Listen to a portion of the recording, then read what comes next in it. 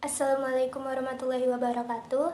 Halo, saya Yuliana Dwi Astuti, mahasiswi pendidikan Bahasa Inggris UIN Raden Mas Said Surakarta dari kelas PBI 4H NIM 196121271. Di sini saya akan menganalisis sedikit materi yang bertemakan tentang perkembangan peradaban Islam di Indonesia. Lebih spesifiknya pada abad ke-13 Masehi sampai abad ke-16 Masehi, di mana terdapat sebuah kerajaan Islam besar yang bernama Samudra Pasai.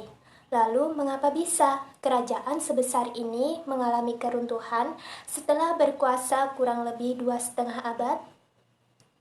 Sebelum membahas tentang keruntuhan Samudra Pasai, seperti yang kita ketahui, Samudra Pasai merupakan kerajaan Islam pertama di Indonesia. Namun, sebelum Samudra Pasai berkembang, sebenarnya sudah ada pusat pemerintahan Islam di Perla pada pertengahan abad ke-9 Masehi. Perla ini digunakan sebagai pusat perdagangan, tetapi karena keamanannya tidak stabil, maka para pedagang mengalihkan kegiatannya ke Pasai, dan akhirnya Perla mengalami kemunduran. Nah, setelah kemunduran Perla, terdapat seorang penguasa lokal yang bernama Marasilu dari Samudra yang berhasil mempersatukan daerah Samudra dan Pasai menjadi satu kerajaan dengan nama Samudra Pasai yang terletak di Kabupaten Lok Sumawe, Aceh Utara dan berbatasan dengan Selat Malaka, yang mana merupakan jalur perdagangan internasional. Raja pertamanya yaitu Marasilu yang bergelar Sultan Malik Al-Saleh, memerintah pada tahun 1285 sampai 1297. Kemudian dilanjutkan oleh Sultan Muhammad, kemudian Sultan Ahmad, kemudian Sultan Zainal Abidin. Keberadaan kerajaan Samudra Pasai dapat dibuktikan seperti dengan adanya catatan Marco Polo, catatan Ibnu Battuta, batu nisan Sultan Malik Al-Saleh, Jirat Putri Pasai, dan masih banyak lagi. Lalu, sejak kapan dan apa saja faktor yang menyebabkan kerajaan sebesar ini mengalami keruntuhan? Sebenarnya, akar keruntuhan Samudra Pasai sudah terlihat pada masa pemerintahan Sultan Malik Az-Zahir, sekitar pertengahan abad ke-14 Masehi. Hal ini disebabkan oleh beberapa faktor, ada yang berasal dari internal dan eksternal. Untuk faktor internalnya, yaitu ada yang pertama, tidak adanya pengganti yang cakap atau yang mampu atau yang kompeten dan terkenal setelah Sultan Malik At-Tahrir.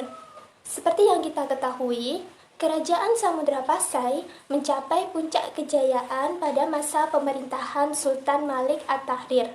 Sistem pemerintahan Samudra Pasai sudah teratur dengan baik dan menjadi pusat perdagangan internasional.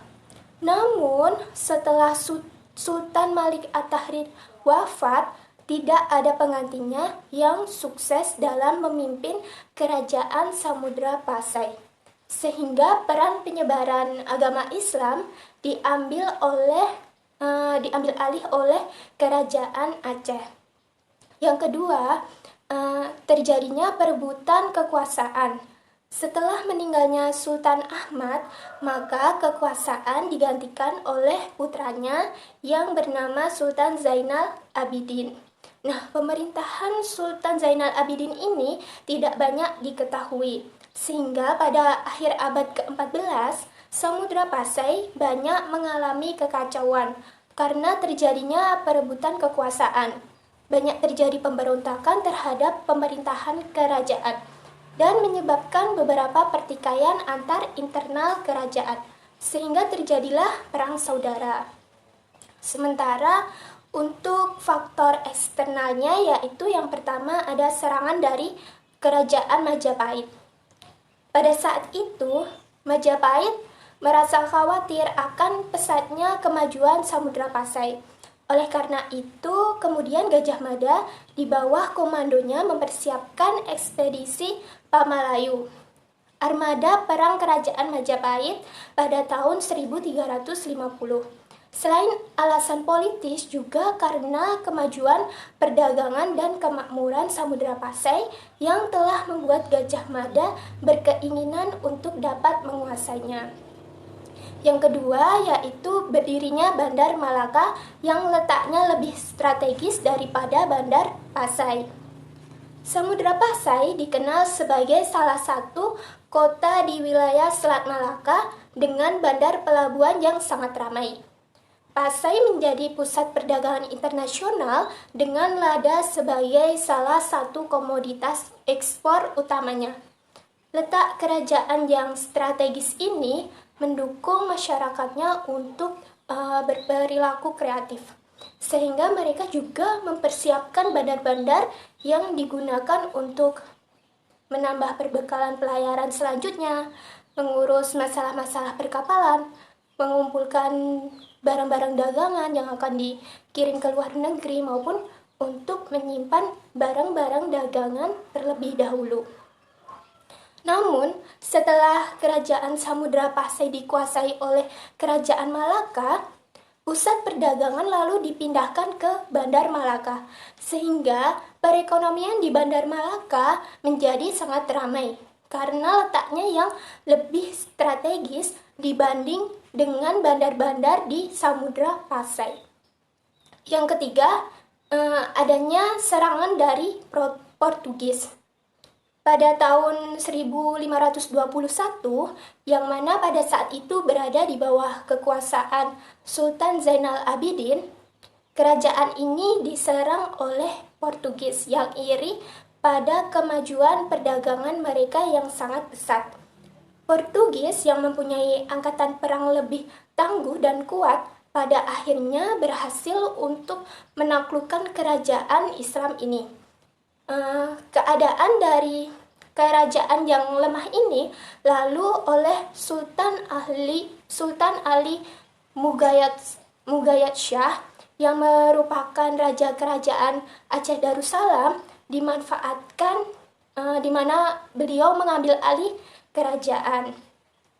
Kemudian di tahun 1524 akhirnya Pasai masuk ke kerajaan Aceh Darussalam, atau lebih tepatnya dimasukkan. Hal ini dibuktikan dengan adanya lonceng Cakradonya yang dipindahkan ke kerajaan Aceh Darussalam dari yang awalnya milik kerajaan Samudra Pasai. Baik, itu tadi sekiranya adalah beberapa faktor yang menyebabkan kerajaan sebesar Samudra Pasai mengalami keruntuhan. Untuk hikmah yang dapat kita ambil dari peristiwa tersebut adalah dari sisi perjuangannya dalam menyebarkan agama Islam, yakni kita harus selalu bersemangat dalam menyebarkan ajaran-ajaran yang baik dengan cara yang baik pula.